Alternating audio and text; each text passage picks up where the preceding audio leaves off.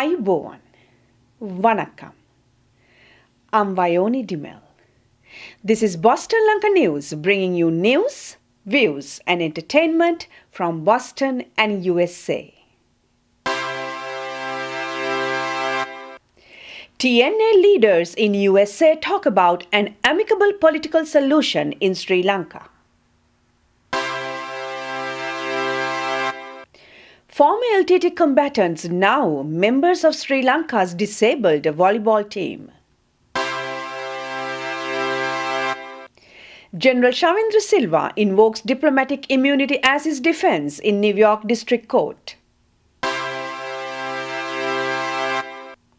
USA's concerns over the continued blockade of Lanka-E-News.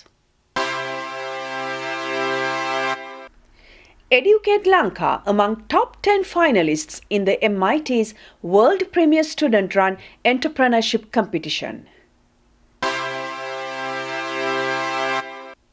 Peter Kuruvita, Sri Lankan-born Australian chef, showcasing Sri Lankan cuisine.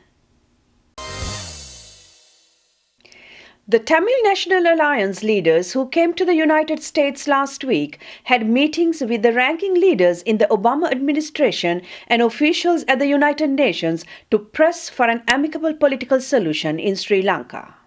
The TNA's concerns are in three major areas: the militarization of the North and the East, the lack of economic opportunities, and the slack attempts at rehabilitation.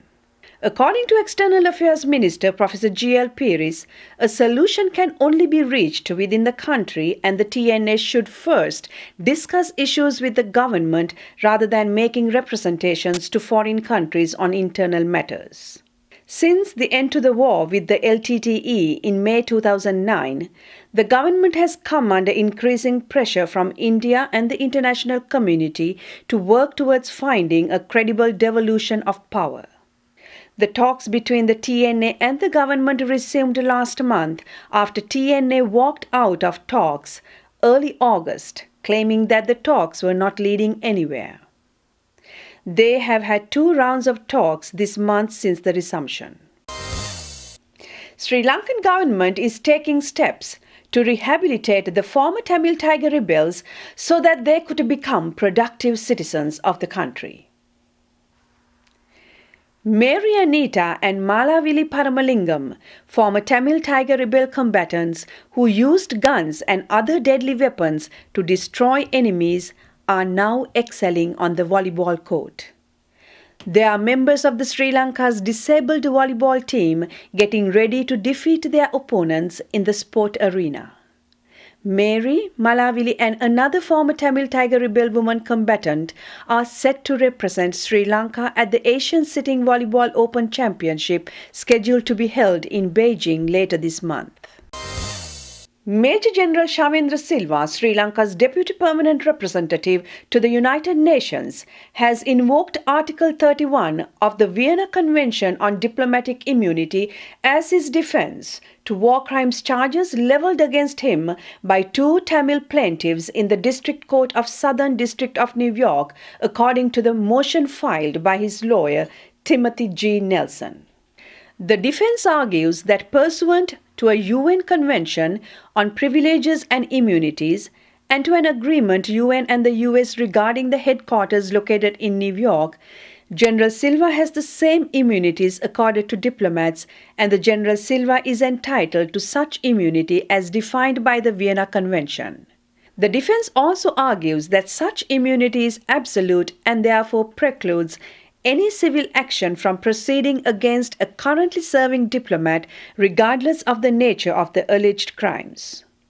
Ali Beydoun, lead counsel and director at American University's Human Rights Impact Litigation Clinic, filed the civil action against General Silva on behalf of Tamil plaintiffs Vatsala Devi and Sidaram Sivam. The United States, issuing a press release, expressed its concerns over the continued blockade of Lanka-E-News, an internet news site in Sri Lanka, and called on the authorities to stop such activities. While the embassy does not endorse the views of any particular media outlet, the United States believes that a free and independent media is vital to ensuring the health and continuation of any democracy, the statement said. The Secretary of Sri Lanka Ministry of Media and Information recently said that the government is seeking consultation from the Attorney General's Department regarding the actions to be initiated against websites that propagate false news and views against the country and the President. Educate Lanka Foundation was selected as one of the 10 semi-finalists under Emerging Market Track at MIT $100,000 elevator pitch contest. The MIT $100,000 project is the world's premier student-run entrepreneurship contest. The mission of this competition is to provide entrepreneurial students with the resources, network, and learning opportunities needed to start successful ventures. The mission of Educate Lanka, an NGO created by Manjula Disanayake, is to empower underprivileged students in Sri Lanka to achieve a quality education. Manjula, could you please share with us some of the milestones, projects you have achieved recently? Sure. Well, back in 2009, we became an official 501c3 charity in the US. That was a big achievement but in itself, because getting that status is not very easy in the US. And after we got that status, we got a lot of credibility. A lot of sponsors and donors were more willing to donate to us and contribute to us. So that was probably the first big achievement that we achieved after initiating this back in 2007. After I moved to Boston for my grad school, we actually got a lot of exposure in Boston because through the universities, multiple universities there. Back in early 2011, this year, we competed in a business plan competition at Tufts University and became third place winner with $7,500 worth of prizes, and became the only non-profit organization to win a prize. And that actually opened doors for us to compete in a global competition, startup competition called Mass Challenge. And we are currently a finalist out of 700, one of the 125 finalists out of over 700 startups or entrepreneurs from more than 30 countries in the world. And this is the world's largest startup competition, and we are glad and we are privileged to be one of the finalists and receive their mentorship, other workshops, and incubator support for us to really scale and achieve our future goals. In addition, recently, about a couple of months ago, I was honored and privileged to be invited as a panelist at Secretary Clinton's Global Diaspora Forum at the State Department, which was organized by the USAID, Migration Policy Institute, and the State Department together. I was one of the 4 panelists to speak at the education panel, which was moderated by the Millennium Challenge Corporation. This really gave us a really good exposure and credibility, and also connected us with many other organizations who were present at that event. And also we were able to partner with the US Embassy in Sri Lanka and the American Center in Colombo, and a lot more grassroots level organizations back in Sri Lanka who are working in the same field for us to partner with and collaborate in the future. So those are some of the achievements and milestones that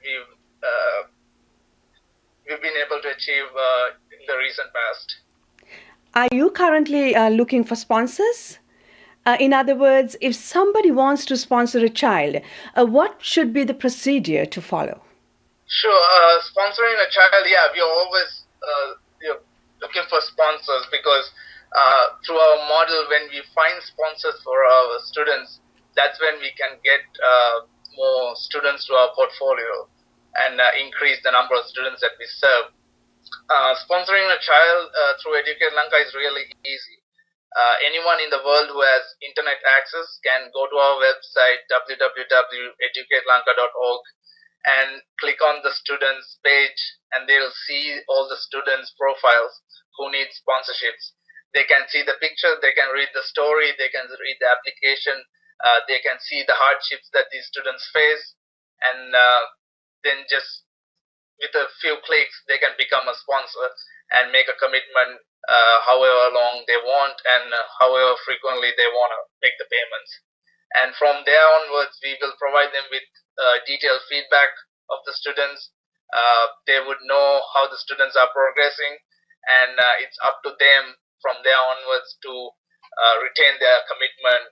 And really, our eventual goal is to retain these sponsors for the throughout the education cycle of the student, so these sponsors become their funding source. Peter Kuruvita, born in London, spent time as a child in Sri Lanka, where he was introduced to the delights of cooking by watching his grandmother prepare ancient Sri Lankan dishes in her simple kitchen.